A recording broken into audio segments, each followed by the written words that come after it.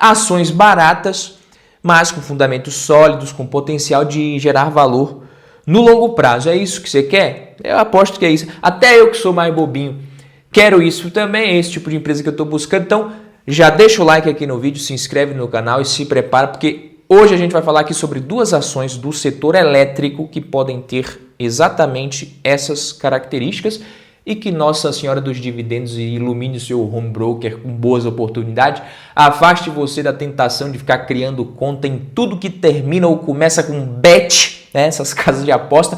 Afaste você também dos vendedores de coin, afaste eles de você no caso, né? E vamos lá, começando aqui com ela, Neoenergia, que é uma das maiores empresas do setor elétrico aqui no Brasil.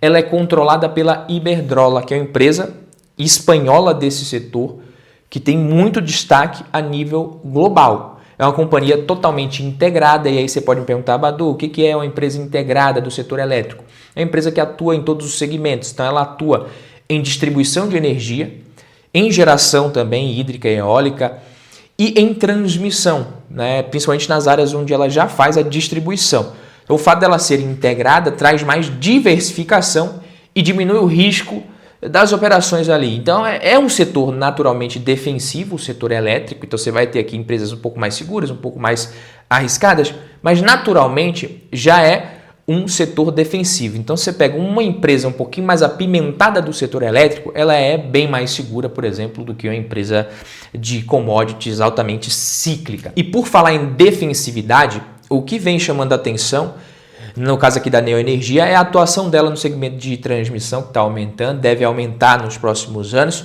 E aí é o seguinte, as empresas de transmissão, elas geralmente operam concessões que duram muito tempo, 30 anos ali. Essas concessões são adquiridas em leilões. A empresa vai lá, define o quanto que ela paga e aí você sabe também quanto que ela vai receber pela manutenção dessas linhas de transmissão. E esse valor que a empresa recebe pela construção e manutenção das linhas de transmissão é chamado de Receita Anual Permitida, RAP, e é um valor que é corrigido pela inflação ao longo dos anos. Ou seja, o interessante desse segmento é que o faturamento das empresas não depende do volume de energia que está sendo transmitido nessas linhas. Então, mesmo que você não tenha muita energia circulando, a empresa vai receber o dinheiro, a receita do mesmo jeito, desde que a infraestrutura esteja lá, né, disponível para o uso e em bom estado. Então, isso traz uma estabilidade, uma previsibilidade muito maior por parte das receitas dessas empresas. É uma exposição pequena que ela tem a esse segmento, mas que está aumentando. Hoje o segmento de transmissão representa das menores partes ali, das menores parcelas do resultado da Neoenergia, só que com previsão ali de ser responsável por cerca de 12% do resultado operacional até 2027. Então, o esperado é que o CAPEX diminua, ou seja, o montante ali do fluxo de caixa que a empresa destina para investimentos em geral, e o resultado operacional desse setor aumente. E aí assim a gente vai ter o quê? Lucro aumentando e dividendos também, desde que os investimentos que a empresa fez, vem fazendo nos últimos anos, sejam bons. Porque, como eu sempre digo aqui no canal, não basta a empresa investir e crescer. Ela precisa gerar valor, precisa ter uma boa rentabilidade, um retorno sobre o capital investido.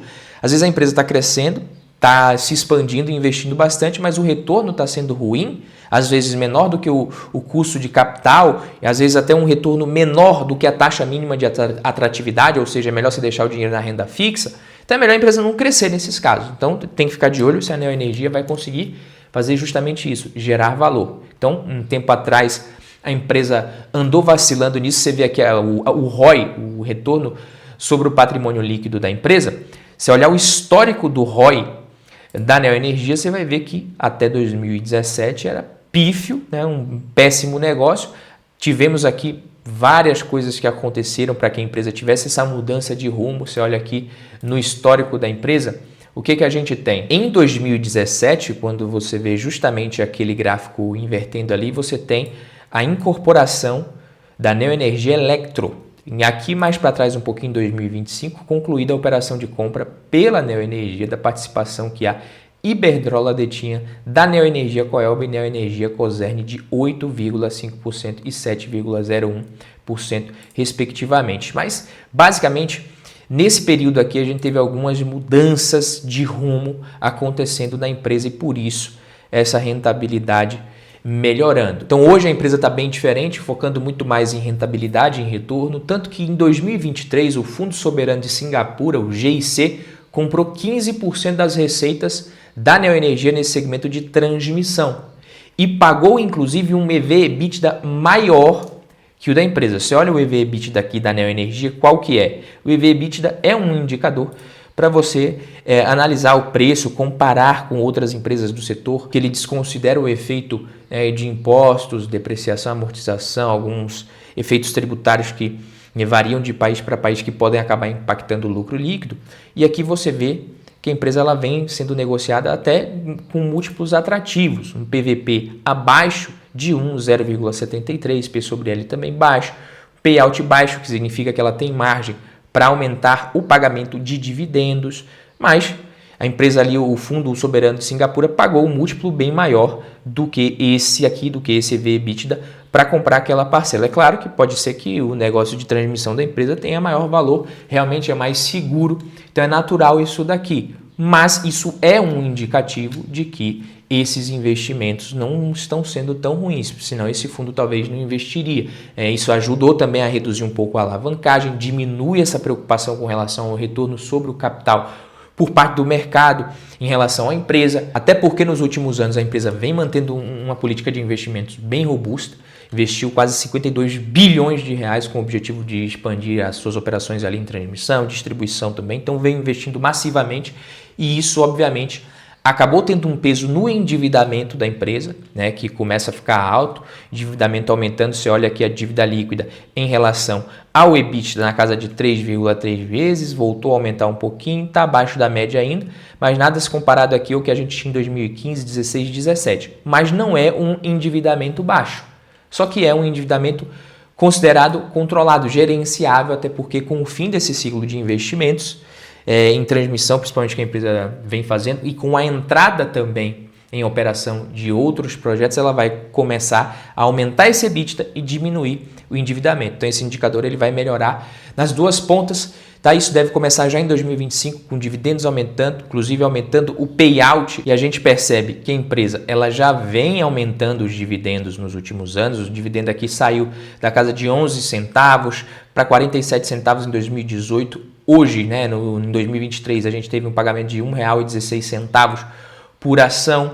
Em 2024 já na casa dos 95 centavos. Olhando aqui para o histórico de lucro, a gente vê que vem crescendo também. O EBITDA da empresa vem crescendo também, de 2019 na casa dos 5,5 bilhões. A gente já tem um EBITDA que passou aqui para a casa dos 12 bilhões em 2022, 12,41 bilhões em 2023, 12,64 bilhões nos últimos 12 meses. Então o EBITDA crescendo. Então a expectativa é de que os dividendos aumentem também à medida que novos projetos entrem em operação e com a conclusão do ciclo de investimentos que eu falei para vocês. Mas como sempre, existem alguns riscos no radar, não dá para deixar de lado também, fingir que não existe, toda empresa tem riscos, e um dos principais riscos, talvez o principal risco da empresa seja a concentração do vencimento de concessões de distribuição até o ano de 2030. A galera está preocupada com isso. E aí, o que você vai ter que analisar, né? No caso da Neoenergia, a empresa ela tem um portfólio bem robusto de concessões de distribuição. É a maior fonte de receitas. O que isso implica? Isso leva a companhia a focar muito em investimentos ali, melhoria em CAPEX de manutenção nas suas operações, ao invés dela ficar buscando também novas concessões a qualquer custo. E aí é a hora que o Joãozinho fala, mas Badu, esses contratos já não estão vencendo logo ali? Por que a empresa não simplesmente vai levando como dá, vai empurrando isso com a barriga e investe logo o grosso em novos contratos que vão ter aí sim vencimentos muito mais longos, com um prazo muito mais longo? Então esse é mais um dos motivos, inclusive, para você investir nela e em outras empresas do setor elétrico, talvez, porque não é o Joãozinho que toma as decisões com base nos achismos dele. Isso é uma jogada estratégica, porque quando a empresa faz isso, ela garante, né, que esses serviços eles estão dentro dos padrões que são exigidos pelo regulador, ela está investindo também além do necessário e se coloca numa posição favorável para conseguir renovar essas concessões que vão vencer até 2030. Brasília já foi renovada também, porque é assim que funciona.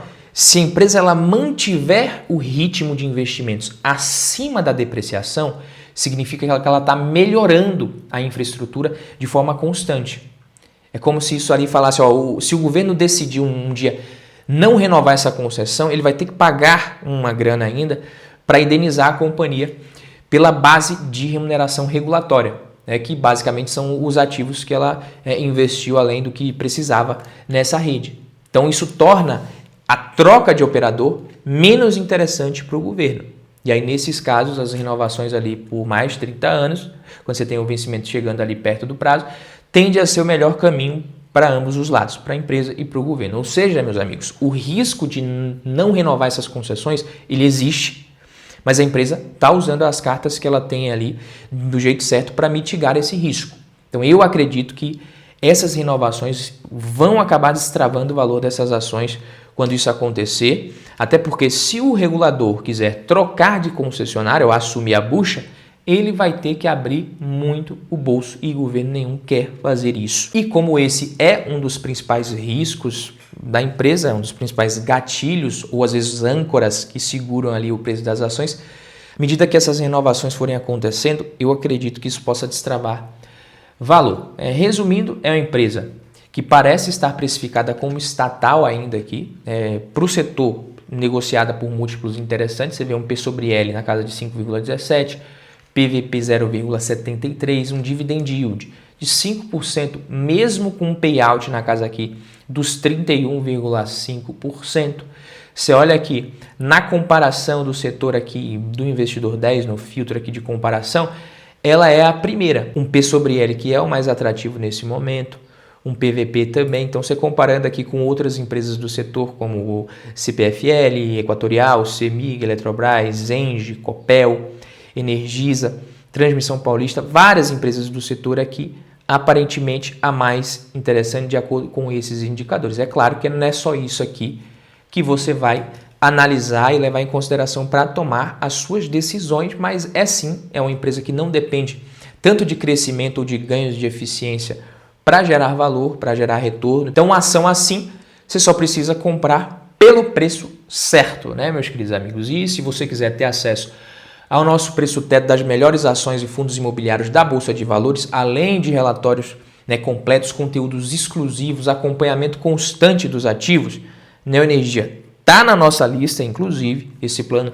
ele foi pensado justamente para facilitar a sua vida como investidor na Bolsa de Valores. Todo mês a gente vai compartilhar ações, fundos imobiliários ali, os mais interessantes do mês, classificação para você investir, além de uma lista completa de fundos imobiliários, ações de dividendos, ações de valor e análises bem detalhadas sobre os ativos e o cenário macroeconômico. Então, só clica no link na descrição, no comentário fixado e assine o plano investidor inteligente da nossa comunidade. Cai para dentro, beleza? E quando você virar membro da comunidade, assinante, você me manda uma mensagem lá que a gente vai trocar uma ideia. Se tiver alguma dúvida, vamos esclarecer. Tem a moderação, o pessoal da comunidade ali também para te ajudar. Outra ação que parece bem descontada também é a Eletrobras. Na verdade, ela nem parece tão descontada. Quando você olha aqui o P sobre L de 22,24 vezes, nem parece. O PVP tudo bem, né? PVP 0,87, dividend yield de 4,25. É aqui que a coisa começa a ficar muito confusa, principalmente para quem é iniciante, porque aí falaram para ele que o PVP abaixo de 1 é bom. E aí falaram para ele que a empresa precisa ter margens altas. Aí ele olha aqui margem bruta, margem EBIT, EBITDA, margem líquida, ok. Então é legal, mas o P sobre L está alto, então não é boa mais. Mas falaram para ele também que a rentabilidade precisa ser alto, o ROI precisa ser alto. Aí ele olha esse ROI aqui, mequetrefe, ele fala, meu Deus do céu, é bom ou não é? O que é que eu faço? E dificilmente você vai ter uma empresa onde você vai ver todos os indicadores ali parecendo apontar uma ótima oportunidade. Mas o que acontece aqui no caso da Eletrobras é o seguinte, ela é uma empresa mais arriscada, não dá para dizer que não é. É a maior geradora e transmissora do Brasil, tá? Em geração isso dá praticamente 1/4 da capacidade da potência instalada no Brasil. Ela tem também 40% das linhas de transmissão, se eu não me engano. Eu não vou entrar em detalhes sobre ela aqui para o vídeo não ficar muito longo, tá? Mas o caso é o seguinte, a Eletrobras ela está passando por um período de reestruturação, um processo de reorganização da estrutura da empresa ali, com essa missão de reorganizar a casinha ali, as subsidiárias, aproveitar um monte de ativo fiscal que não vinha sendo aproveitado, reestruturar também a venda de certos ativos, talvez. E aí isso significa redução de custos e despesas e aumento de receita, geração de caixa. Então, se você tem as duas coisas acontecendo ao mesmo tempo, né, aumento de receita, redução de custos e despesas, você consegue ver que o futuro da empresa pode ser positivo, ela pode sim destravar valor. E esses indicadores aqui que estão impactados negativamente por conta, às vezes, de eventos não recorrentes, isso aqui pode melhorar. Ou seja, se o preço da ação continua ali no mesmo patamar e o lucro aumenta, esse P sobre L pode diminuir. A mesma coisa quando a gente olha para o ROI, por exemplo, o lucro líquido sobre o patrimônio líquido. Se o lucro líquido cresce, o ROI também tende a se beneficiar, a ficar maior. Tá? E se isso acontecer, aí sim o retorno pode ser muito interessante para quem comprar nesse patamar. Não vou entrar em detalhes para o vídeo não ficar muito longo, mas eu prometo falar dela em outros vídeos aqui. E agora eu quero saber de você a sua opinião. Quais ações estão baratas nesse momento, na sua opinião? Fico por aqui, vejo você no próximo vídeo. Tamo junto.